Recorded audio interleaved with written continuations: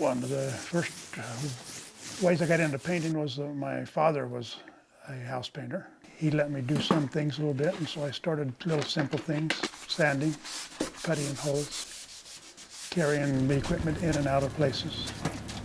So I started out with just little simple jobs like that, being basically an apprentice to my father.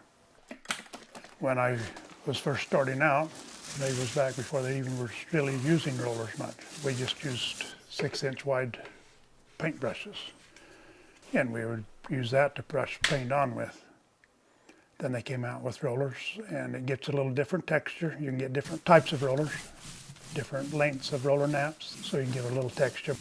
One helps you put the paint on a lot quicker. If I were using it in some smaller areas, rather than dip and brush that spot, one little dip with the roller and you can paint the whole area. So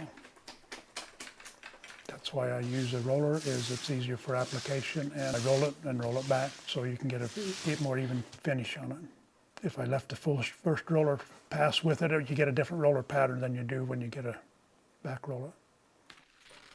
That's one of the first things you do, is get preparation done in any of the areas before you paint. Sometimes you have to wash walls. There's always a little sanding because that helps you scan the area. Besides buff the surface just a little bit, it helps you scan the area that you're going to be painting. If you're outside, you've got scaffolding, a lot of times you have to set up to reach the areas that you're working with. I strain the paint because when the paint even comes new from the manufacturing company and they shake it up in the shaker, there's usually a little skin on the top, on the lid. When they shake it up, it goes all through the paint. And you don't like a big gob of paint coming out on your roller when you're rolling the paint on the wall, so you strain the paint and you get all the little debris out of the paint before you even start. And after you use it a while, you also strain your paint because you pick up stuff on the surface sometimes. Especially if you're down doing baseboards, you're going to pick up a little lint, so you'd like to strain it. This job here is different than the last one I did.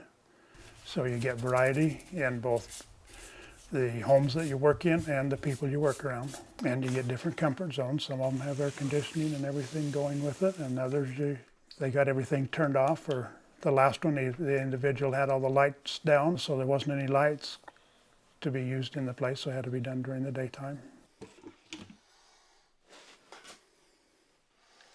Well, I haven't really figured out something least, because otherwise I wouldn't have been doing it over 50 years.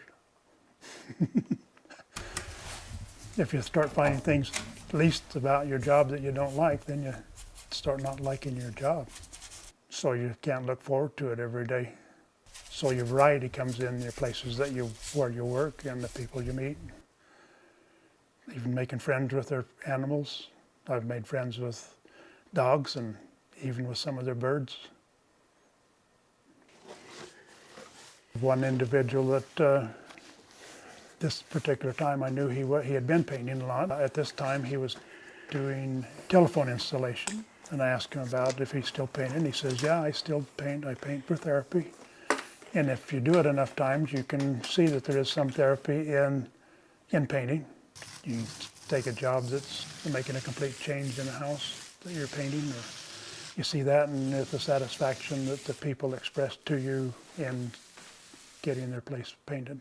They've painted it maybe the first time and they don't like to paint it the second time. So somebody's got to do it.